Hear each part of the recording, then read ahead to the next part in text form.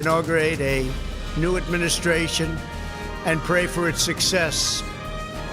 4 years of the Trump presidency comes to an end as the transition of power is handed over to President-elect Joe Biden just hours from now. We have a preview of today's big events. Goodbye to the White House and hello Mar-a-Lago. We're tracking President Trump's arrival as he takes his last trip on Air Force One. Chris. All right, thanks, Matt. We'll get some cold 40s and chilly 50s. Grab a couple layers before you head out. You're going to need them, but probably not all day, but a very chilly start. Tracking all your local weather right now. It's a new day. This is CBS 12 News This Morning. Hey, good morning, everybody. Happy Inauguration Day. I'm Matt Lincoln. It's an historic day, everyone. Time, temperature, weather, all there right there on your screen. But for the real deal, the in-person experience through your television, let's go to meteorologist Chris Farrell for weather. Chris? You had the real deal experience this morning when you walked out. Kind of chilly, wasn't it? Now we got some 40s and 50s this morning. Now we have another front on the way. We're going to track that in just a minute. But boy, what a nice start to our Wednesday. Clear skies, light winds, chilly temperatures. It's nice weather for us as you step out. Now we are a little cold in some spots. Wellington, Royal Palm, Loxahatchee, Acreage, Westlake, inland areas here, 52. Over the coast here, 54, Boynton, Delray, 55, Boca, 55 in West Palm. That's our normal low, 55. So we're nice and normal and cool to start this early Wednesday. This is a little colder than normal, though. 40s, Treasure Coast. Look at that. Port St. Lucie, 49, 47, Fort Pierce, 47, Vero, 49 now in Okeechobee, 52 in Stewart. Grab a couple layers. You're going to need them here this morning until the sun comes up. Sunrise is 7:10, so it's a nice cool start. By midday, we'll be around 74. A nice day ahead. All right, we are tracking our next weather maker in just a minute and more local weather. All right, taking a look right now on our roads, on-time traffic. Taking a look in Jupiter, where traffic is up to speed on I-95 and the Turnpike. Let's take a live look at our nation's capital right now. Noon today, the United States will have a new president and vice president. President-elect Joe Biden, Vice President-elect Kamala Harris will be sworn in right outside the U.S. Capitol. Washington, D.C. meantime on high alert. We've been telling you about this, up to 25,000 National Guard troops. And now let's take a live look at the White House, where President Trump will wake up. He might be up now. For the last time at 1600 Pennsylvania Avenue. One of his final acts as president last night, he issued nearly 150 last-minute pardons and commutations. Among those on the list, former strategist Steve Bannon. In just a few hours, the president will take that last trip on Air Force One to come down here to PBI. He'll be staying at his Mar-a-Lago resort. And a live look now, the National Mall, a field of nearly 200,000 flags on display right now, representing all of the people who were not able to travel to D.C. because of the pandemic and security threats. President-elect Joe Biden, along with his wife Jill, are delivered an emotional farewell in his home state of Delaware before leaving for Washington, D.C. Mr. Biden teared up when he talked about his late son, Beau. I only have one regret. He's not here, because we should be introducing him as president. President-elect Biden also thanked Delaware's residents for supporting him throughout his career. And meantime, as expected, President Trump released a farewell video from the White House. He failed to mention President-elect Joe Biden by name, but he did run through what he felt he achieved in his 4 years, claiming that his agenda was not geared towards Republicans or Democrats, but for the good of the nation. I stand before you truly proud of what we have achieved together. We did what we came here to do, and so much more. President Trump will not attend the inauguration. He joins 3 other presidents who have declined to participate in the symbolic transfer of power from one commander-in-chief to the next, but he's the first one to do that in over 150 years. Vice President Mike Pence will be there. CBS 12 News has live team coverage all morning long from the inauguration to President Trump coming to Palm Beach. Let's start with CBS 12 News reporter Andrew Lawfolm live near PBIA for President Trump's arrival. Andrew?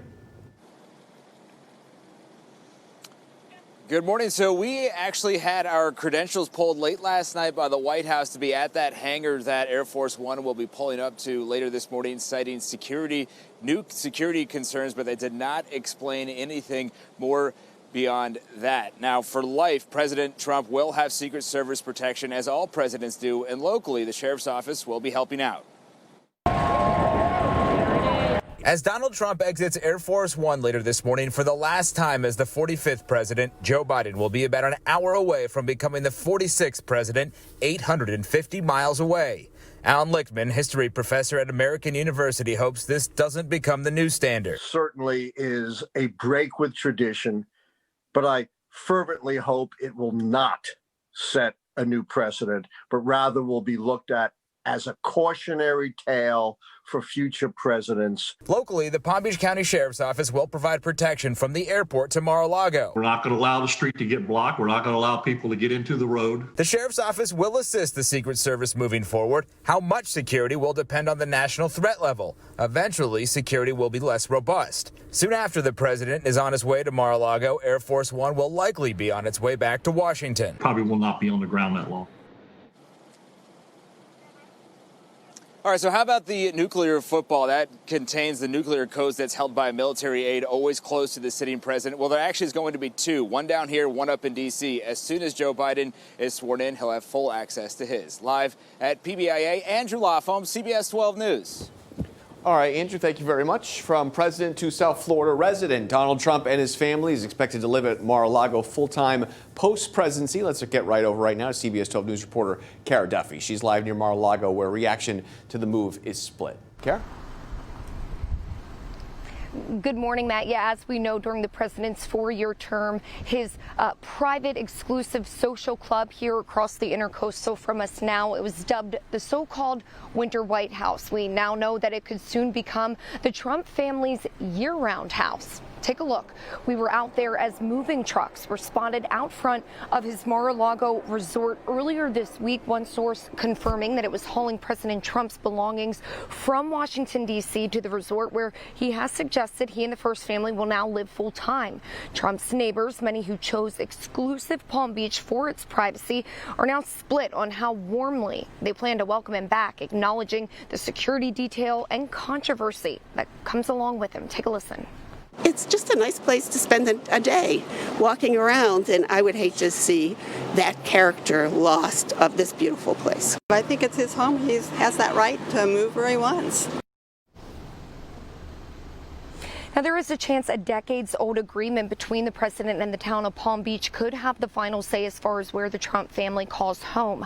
Under the 1993 deal, they agreed no one would stay at the exclusive Mar-a-Lago club for more than 3 weeks a year.